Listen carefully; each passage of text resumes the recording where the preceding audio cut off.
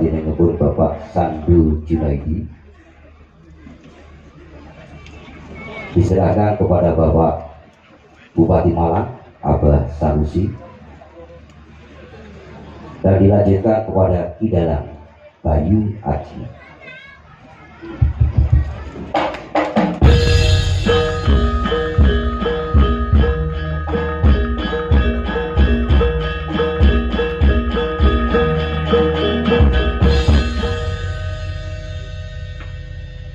Mohon izin untuk foto bersama dokumentasi.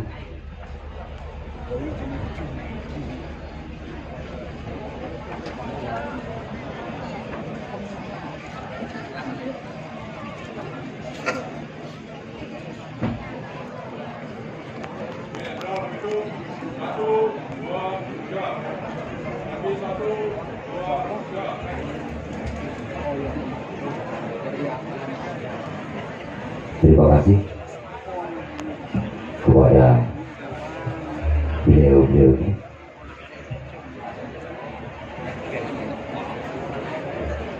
Dan bisa dirikan. Dan Bapak Ibu, sebagai acara bila dan salah kata saya ucap mohon maaf yang sebesar-besarnya. Juga selamat menikmati pagelaran wayang kulit oleh Bayu Aji All Group. Semoga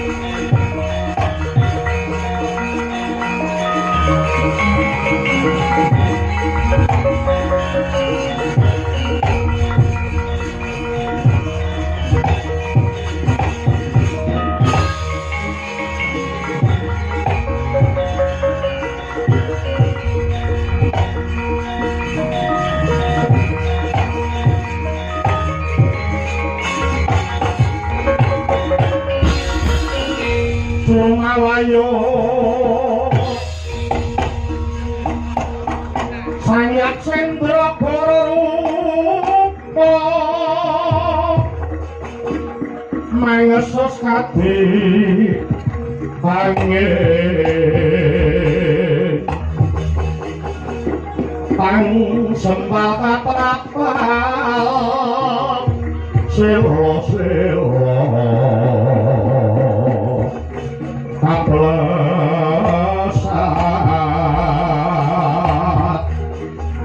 satu lumayu mengungsi kagiat kagogo kang joko-joko bumi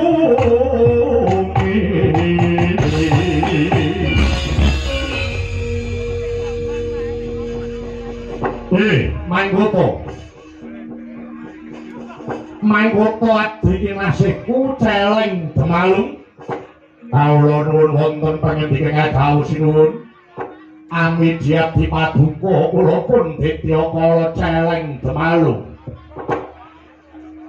aja kaget kowe adoh kawit cedak-cedak tak arakatake awit jeneng ingsun kepengin bawa rasa kelawan sirah celeng demalung menapa ing dados krasa paduka sinuwun kowe wis ngerti apa durung lelakon ingkang sumandang ana ing negara Ujung Gribek ana negaraku Ujung Gribek ini ingkang dadi pengangen-angenku piye bisane negaraku iki bisa ayem tentrem gemari pahlawa jinawi nalika semono ana abdi kinasih ingkang wis tuwa umure ingkang duweni penemu bisane negara Ujung Gribek iki ayem tentrem lan uga ingsun dadi ratu sing ora ana tandinge sak jagat sarangane kudu nyolong Bathari Sri dewaning pangan wong tanah Jawa inggih kowe wis ngerti dhewe Wektu dina iki Bathari Sri wis tak boyong, tak papanake ana ing keputre negara Ujung Gribek. Ing manggenipun paduka sinuwun, Bathara sampun dados saged narendra ingkang boten wonten tandingipun wonten ing alam padang mriku sinuwun. Kula nderek bombong, kula nderek mangayi bagya. Boten dangu Sanghyang Bathari Sri minangka dados garwa Prameswari paduka wonten negari Ujung Gribek. Nanging mengene kados pundi? Bathari Sri gelem takpek bojo ning ana syarate. Menapa syaratipun? Syarate Prabu Nila Taksaka kinanggaweke omah sing balungane saka kayu jati wulung. Ya. Bathari Sri gelem takpek bojo ning aku kudu gaweke wisma utawa omah ingkang dumadi saka kayu jati wulung. Kayu jati wulung. Ya. Lan ingkang angka 2 syarat sing abot. Liripun dos pundi? Yen perkara kayu jati wulung kowe ora sandadak bingung. Merga kayu jati wulung kuwi sing duwe wong tuaku dhewe. Ya Kanjeng Rama Pandhan Gembung tanpa sirah. Kuwi sing kagungan ning syarat sing angka 2 iki sing tak anggap abot. Menapa syaratipun? Bathari Sri gelem takpek bojo. Waton aku kudu bisa nyembelih ratu sing getihe putih saling kemalu. Lho. Menapa wonten narendra ing getihipun putih? Lah ya kuwi. Sak lumahing bumi sakurping layet aku durung tau ngerti ratu ngendi sing getihe putih. Mula kang sapa iku saling kemalu kula wonten dawuh. Kowe golek sisih melik sapa sing ngerti ratu getih putih? Ing kono enggal diranyet kuwi dadi tumbal lan dadi pituton nggonku ngrabi marang Bathari Sri. Oh inggih, kula piyambak inggih dereng dungkap sinten ratu ing getihipun putih.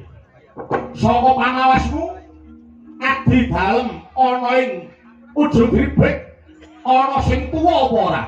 Inggih wonten, inggih menika ingkang ngabdipun Togo Tejo Mantri kalian ingkang ngabdipun Bilung Sarawita. Mara timbal aku kepengin sabet-sabon karo Togo karo Bilung. Wis tak dawuh. Ya bayang ninggal nyonak lawan kamunan Wiman merek kamunan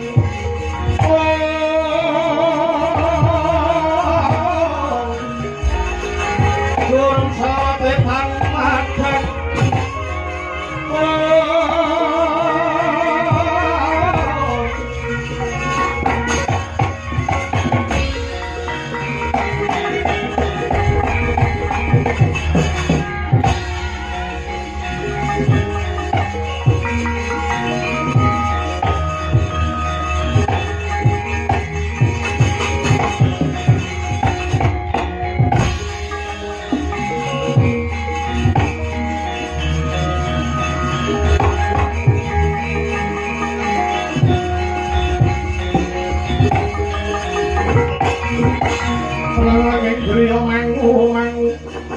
Mangundung kanduhan mangleleno tanpa kaning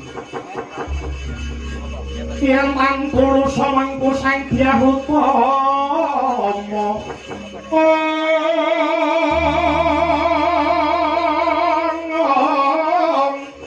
mangkono sang Lokamudha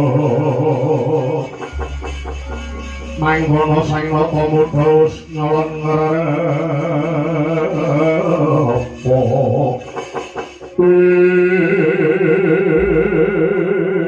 Obrok wonten dawuh Bilung dalem bose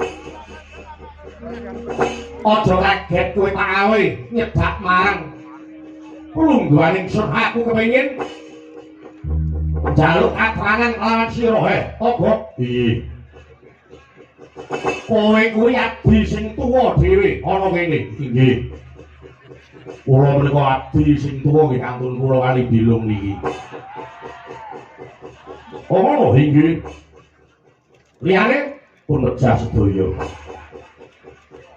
yen ngono kowe nduweni pengalaman sing akeh pangestu paduka kula menika suwita wiwit Prabu Rahwana Raja ing nagari Ngalengka menika sampun kula lampahi sedaya saiki arep takon karo kowe badhe ndang menapa kowe ngerti apa ora ratu sing getihe putih ana ngalam donya iki sapa menjeriyen kok paduka paring dawuh nyuwun pirsa ratu sing getihe putih niku ajeng nggih napa Wangsula menjeriyen ta kula tak nyuwun pirsa kok golek ratu getih putih niku enten apa Obrok nggih mulane aku golek ratu getih putih jalaran arep nuruti sing dadi panyuwune ganti laning atiku Sanghyang Bathari Sri sing wis tak colong saka tanah Jawa. Oh inggih. Bathari Sri gelem tak rabi ning duweni penjaluk sepisan kon gaweke wisma utawa omah balungane saka mustikaning kayu jati wulung lan uga njaluk ditumbali ratu getih putih. Mula aku harus ketemu karo ratu getih putih tak bleh kanggo tumbal. Pangapunten sampeyan ku napa wis jeleh nyawang srengenge kok goleki ratu getih putih. Mbok iki sampun to. Menawi paduka ndaratur kula Bathari Sri niku dibalekke mawon ten tanah Jawa. Niku pusakane para among tani ten tanah Jawa. Paduka kok nyolong Bathari Sri. Tegesipun paduka ki tega karo para petani-petani ten tanah Jawa mriku mesti padha nangis guguk merga kelangan dewa kemakmuran nggih to nggih Bathari Sri niku. Kok piye kowe isih kerasan melu aku apa ora? Sing yen kowe isih kerasan melu aku ora usah ngrebut Bathari Sri kuwi perkaraku. Oh nggih pun Ratu Getih Putih. Nah, menawi paduka ndangu Ratu Getih Putih niku sinten? Ratu Getih Putih niku Narendra Ngamarta, jejuluk Prabu Puntadewa. Puntadewa? Inggih. Nah, kuwi sing tak goleki. Puntadewa tak beleh. Niku nek sampeyan dereng kedhisikan dibeleh kali adine. Sapa? Werkudara. Sampeyan ampun ngrasani Prabu Puntadewa niku Pandhawa 5. Niku wis kondhang manunggal lair batine. Sampeyan kok ngrasani Pandhawa, ngrasani Puntadewa. Durung nganti pethuk karo Puntadewa pun dipethuke karo adine sing jeneng Werkudara. Niku ampuhe ora umum. Yen Werkudara durung methuke sampeyan apese sampeyan niku dipethuke kalih anak-anak Pandhawa. Anak-anak Pandhawa nggih. Apa ampuh? Ampuh anak Pandhawa niku. Gatotkaca niku angkatan udara. Antarja niku angkatan darat, Antasena niku angkatan laut. Terus kalih Wisanggeni lho niku. Niku sing dadi panglimane Praja Nganaka Wisanggeni niku. Wisanggeni niku bocahe jujur, nek elek muni elek, nek apik muni apik. Lho, apa bocah ra iso basa. Ning dheweke iki waton nanggon ana sing bener, sapa-sapa mesti diwaneni. Landesane mung bener karo adil niku Wisanggeni. Yen Gatotkaca niku iso mabur.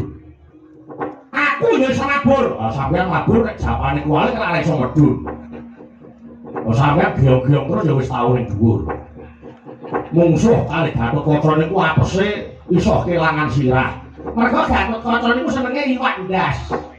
Gatotkaca nek wis mabur mongko mungsuhe teng ngisor, sikil loro mancat pundak, sirahe niku dicekel, rambute dijambak terus diuntir gulune. Cekluk ngeten. Terus mati terus piye? Mati mungsuhe. Dereng Antarja niku putune Ura. Oh nggih. Mbahne Ura, mbokne niku Ura. Paduka mungsuh karo Antarja ora nganti sak banyu disembur lakon gosong sawah. Dereng sing namine Antasena niku putune Urang niku ya anak Urang. Anak Werkudara kali Bathari Urangayu. Niku duwe upas teng sumut mriki. Nek pun dikluk sumute niku metu, sapa sing ngena bakal apes yudane. Aku ora ngerti, nggih pun. Nek sampeyan pancen wis jeleh urip nggih pun monggo. Ning nek kula anggadhahi pamrayogi. Piye? Pandhawa niku duwe mungsuh bebuyutan. Sapa? Ratu Ngastina Prabu Duryudana. Pripun upami Paduka kula dherekaken sowan dhateng negari Ngastina nyuwuni dipalilah kaliyan Prabu Duryudana jalaran apa? Benjang tumapaning Bratayuda Pandhawa niku wis duwe mungsuh. Inggih niku Prabu Duryudana sakurawane. Sampeyan nek arep mateni Pandhawa kudu njaluk dipalilah karo Prabu Duryudana. Yen aku kongkolan piye? Sinten sing diutus? Celeng Demalung. Nggih pun monggo. Paduka utusan celeng nggih mboten napa-napa. Purna sing derek ten wingking niku. Celeng Demalung kula wonten jauh. Kowe aja dikangelan. Kowe tak utus ana negara Ngastina njaluk kowe dipalilah kaliyan Prabu Duryudana. Syukur badhe gelem bijak manunggalake kekuatan kanggo mateni Pandhawa. Perang Darwaca dawuh kemarin kula nyemamit saha nyuwun tambahi pangestu bidal dhateng nagari Ngastina. Kok wonten dawuh. Kowe aja keri. Tutno lakune Celeng Demalung. Wis taken dawuh. Kemarin kula nyemamit saha nyuwun tambahi pangestu. Wulan daling arep wis bali ana ing ujug iki.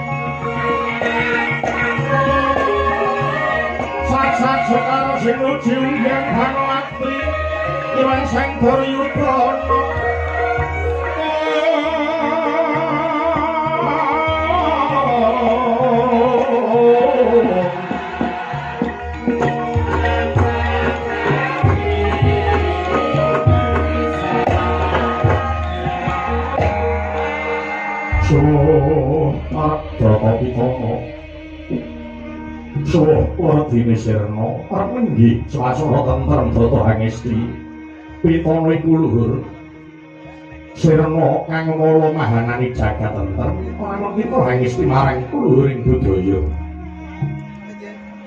sesanti jaya-jaya wijayanti Rahayu ingkang samya makarya Rahayu sanggung dumadi Bebuka purwakaning kandha dongeng kuna ngadhapuk paraga dadi sesuluh sinanggit ing carita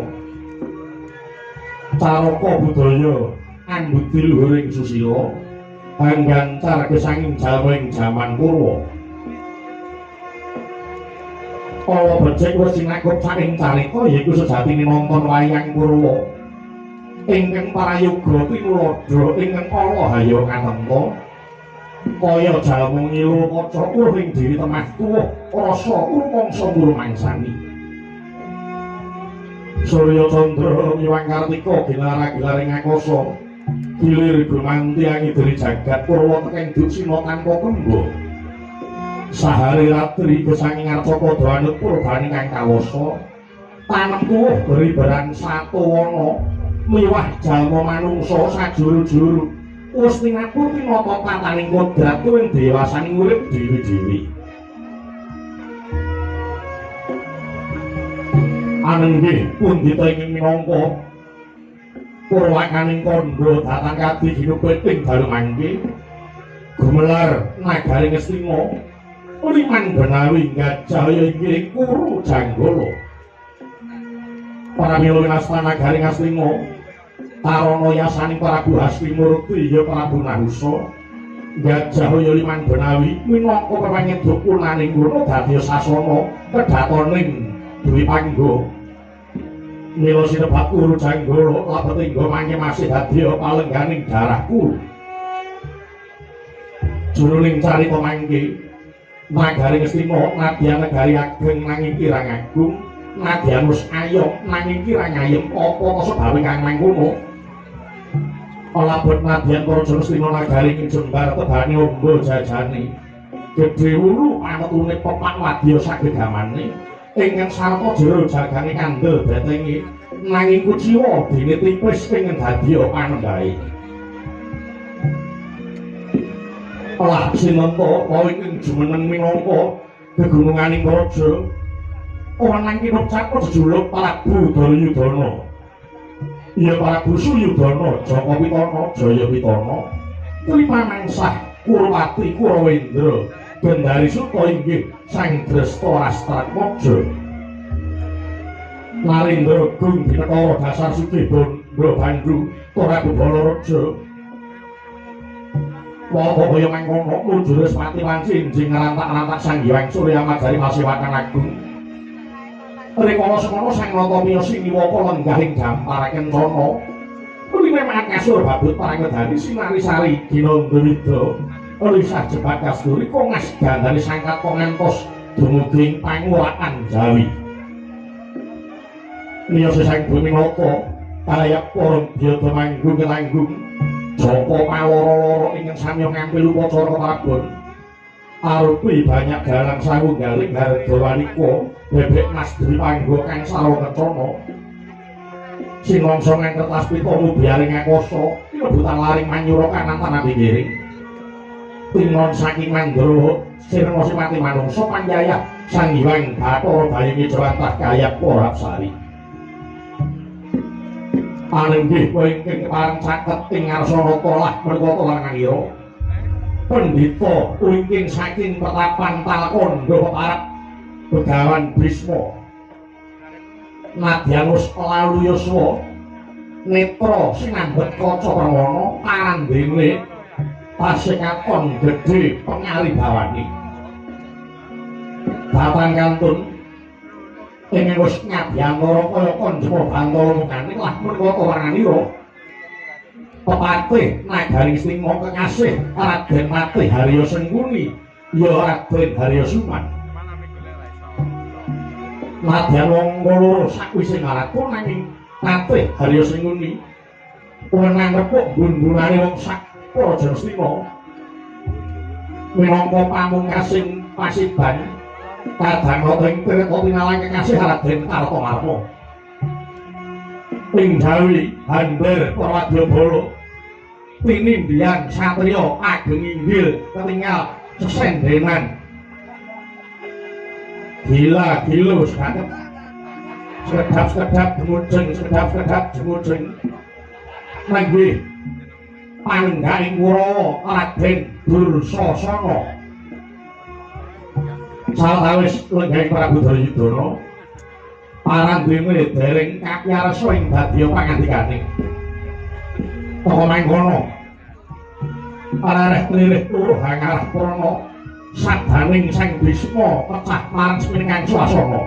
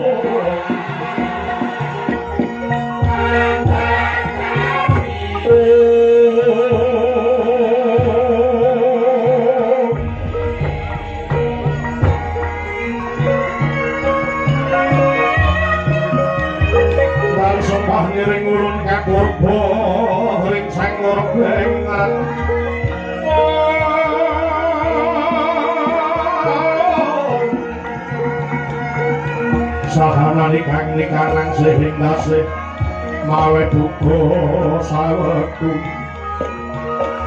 masih ring delahan dian kanang manut swengo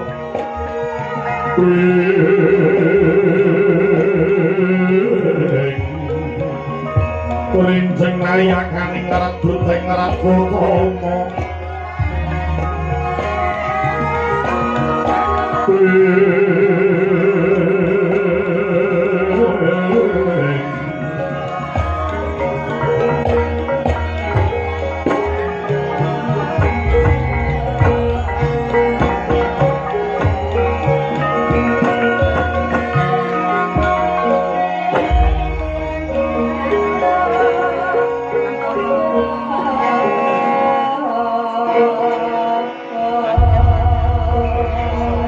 mangyo darat jating praja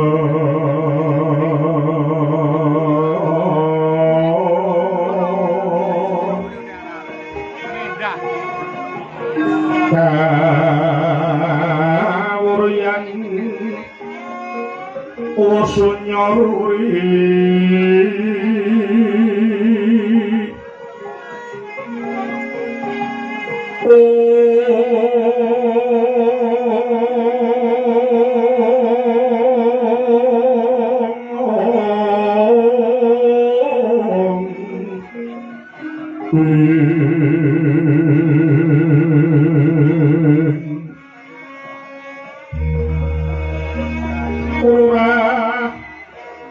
pangrehing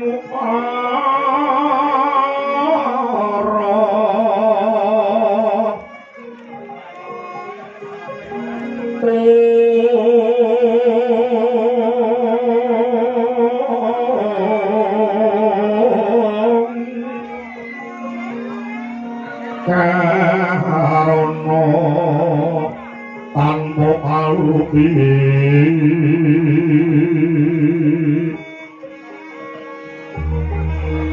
hatilah silas putih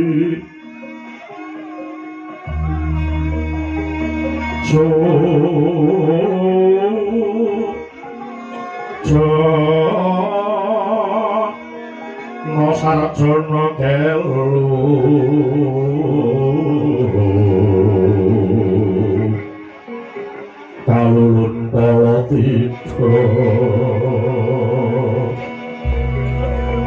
Sugeng tandhaning dumati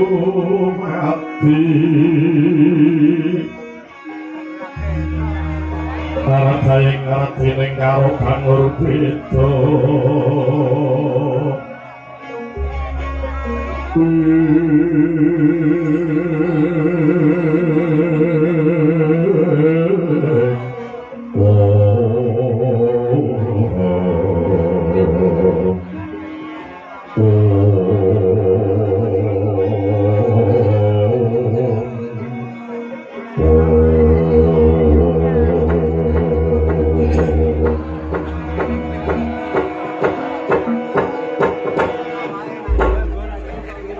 manggung nggih wayah Prabu Duryudana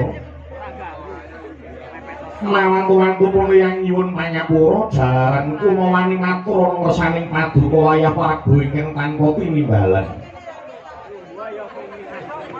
ora labet puniyang iki nerak marang wataking tata krama babar pisan ora ya mung saka gedene pangimanipun yang tumrap marang wayah Prabu Ngastina wiwit lenggah siniwaka nganti ngeri kalenggan iki kok durung paring dawuh apa wigatining pasilakan kepara ndak sareng paduka wayah Prabu kok lagi duka kuwi banjur sapa sing dianggep luput wayah Prabu moringgal paring dawuh nggih wayah Duryudana yen paduka wayah Prabu ora enggal maring dawuh bisa mangani golek rungeh ingkang padha sangat biantara iki wayah Prabu kalem mawa limut alamatan jroning alam kanyut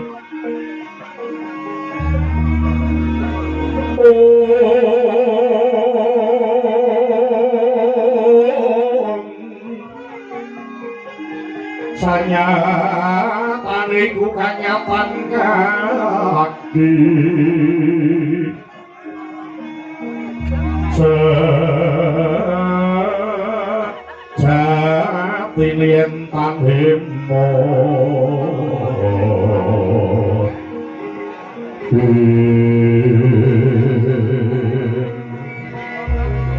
saya pilih tahan bisa ngomor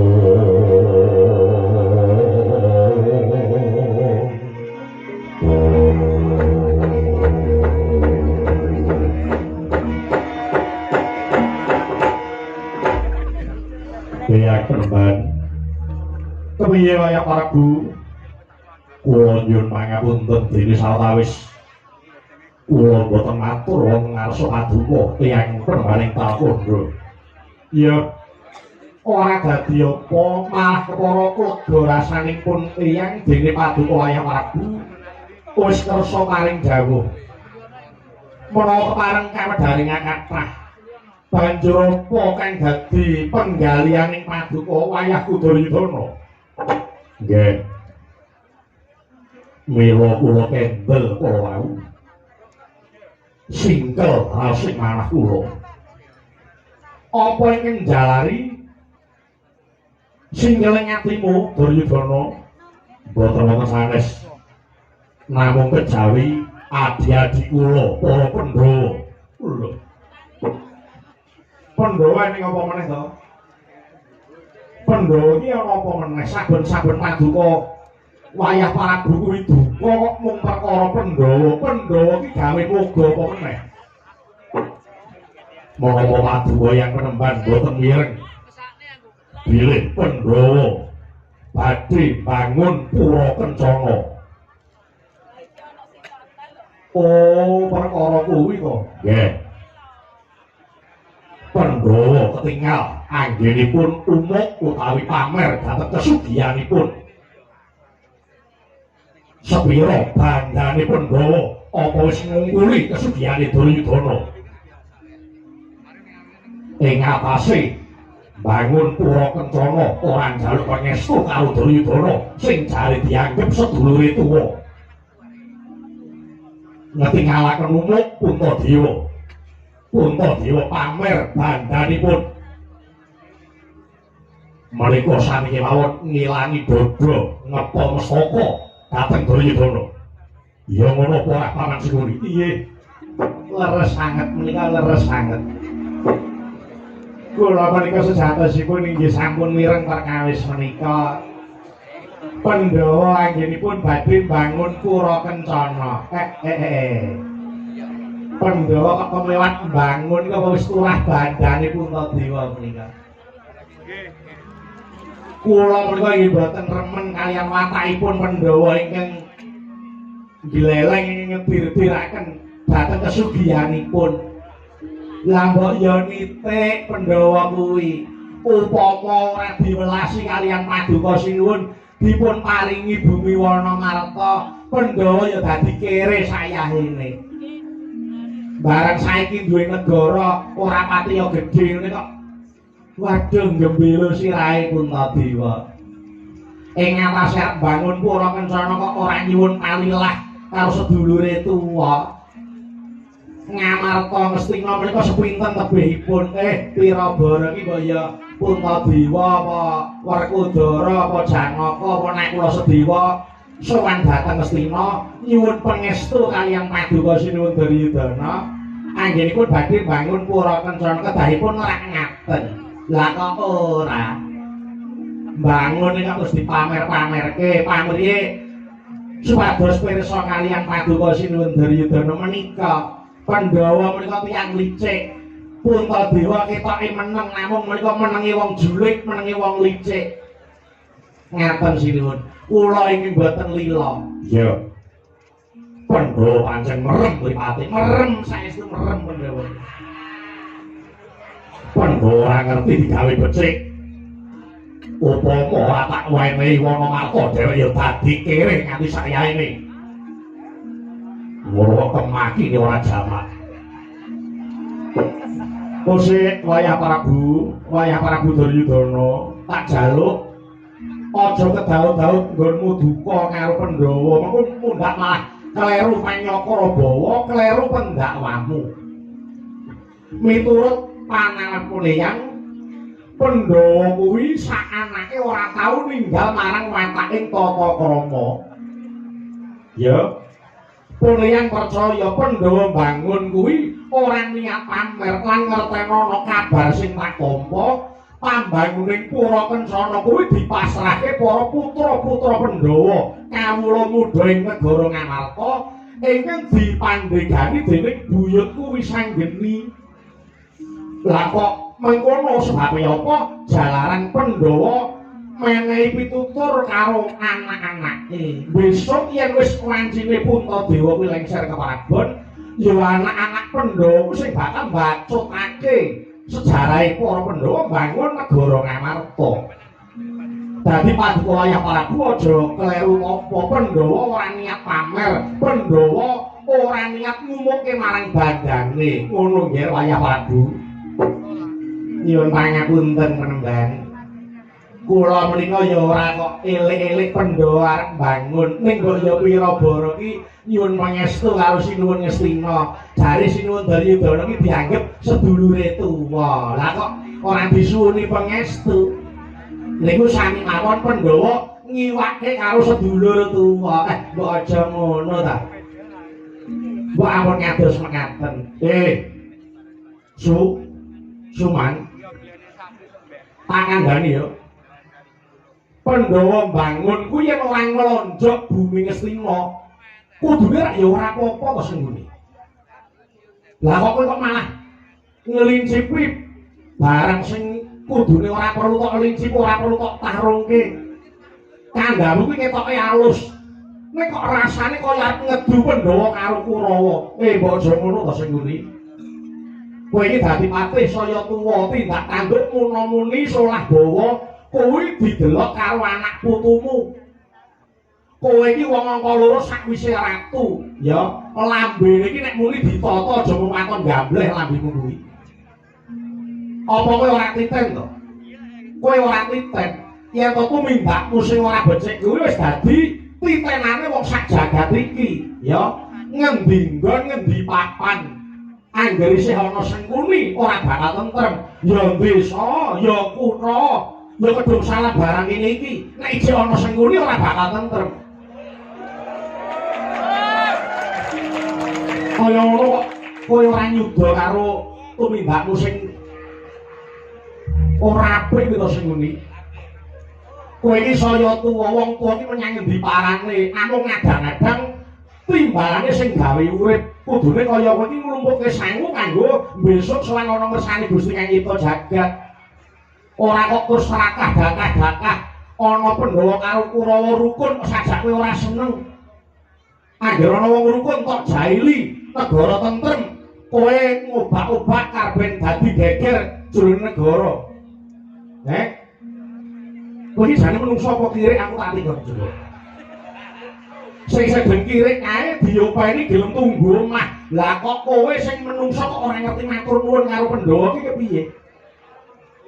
Kudune kowe matur nuwun karo Pandhawa jalaran apa? Kowe mbiyen dadi patih ana negara Mestina iki ora ana sing milih, ngerti? Ora ana sing milih. Aja ana welase anakku Pandhu, bapake Pandhawa, kowe ora bakal dadi patih. Lah kok ya dirih atine putu Udayudana kuwi aja nganti daud-daud, aja nganti duka. Moko mundhak malah kleru Panyakra Bawa, kleru oleh ndakwa. Ngalah nek kula ya ora. Pandhawa bangun ora njaluk dipalilah. Menika sami mawon mamerke kadigdayane napa menika dipasrahke karo Wisanggeni. Cah nom-nom ngamarta niku isane apa?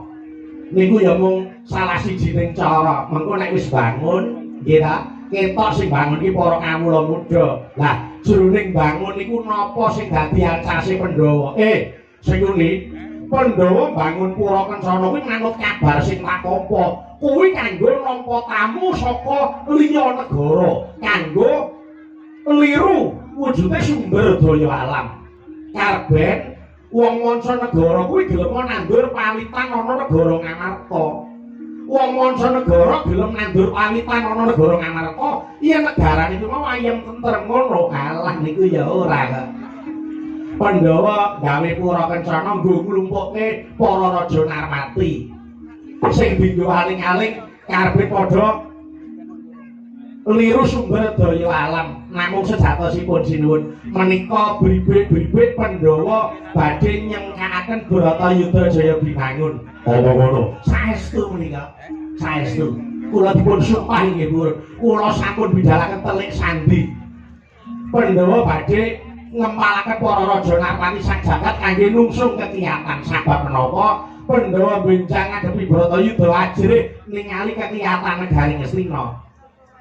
Mula payogane mumpung durung kebacut luwih becik digagalke oleh bangun Pura Kencana. Menika kula sarujuk sanget.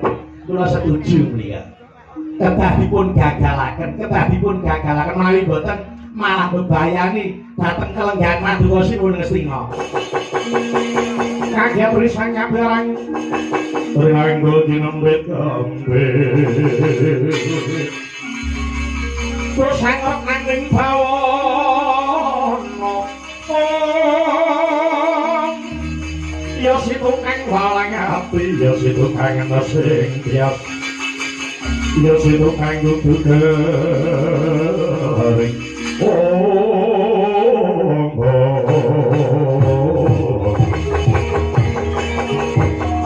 ya telangen ninggal gimana gelar pantah punsar firman mereka kunang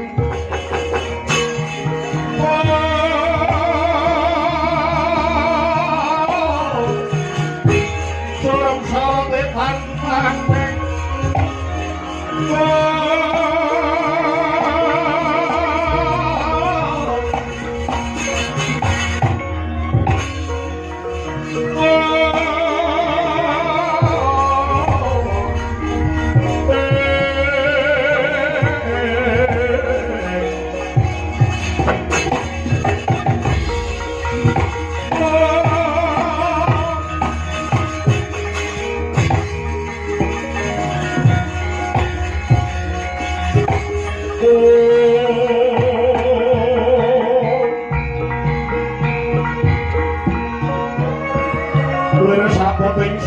ning hangulati Puspita metemindah kang warni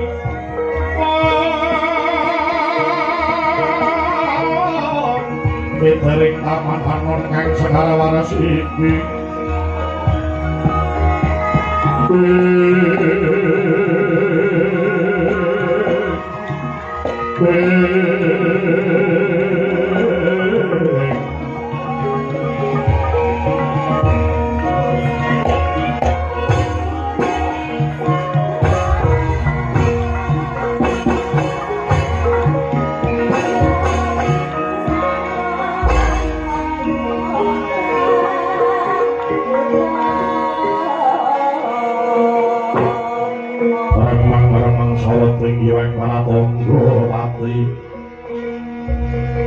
Himawan setona wengi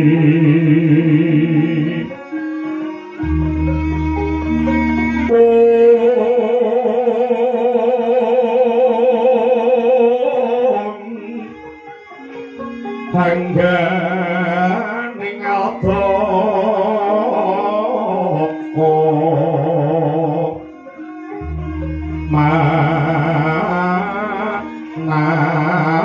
nampak kumiring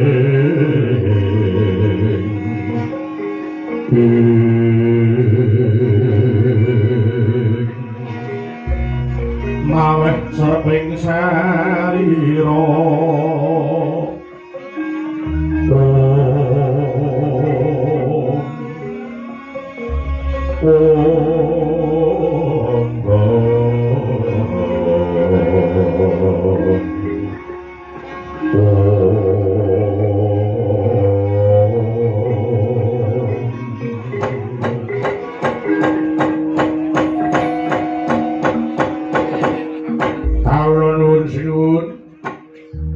Amit asang Kalimantan beti nebih siku dendho sinaken ing tirta laksama sinuwun kula ingkang marang sowan wonten ngarsa paduka sinuwun iya jagat dewa Bathara paman seguni iye iki ana titah kok ngane-ane lah nggih kula nggih batin wonten titah kok tugelan sirahe celeng kok awake menungsa iya mara diageng aku wis anak sira iku sapa lan saka ngendi dangamu kawula non sinuwun menawi paduka dangu dhateng jasad kula mrika ngwingking saking nagari ujung gribek kula abdinipun sinuwun Prabu Nila Tesaka dene nami kula pun Ditya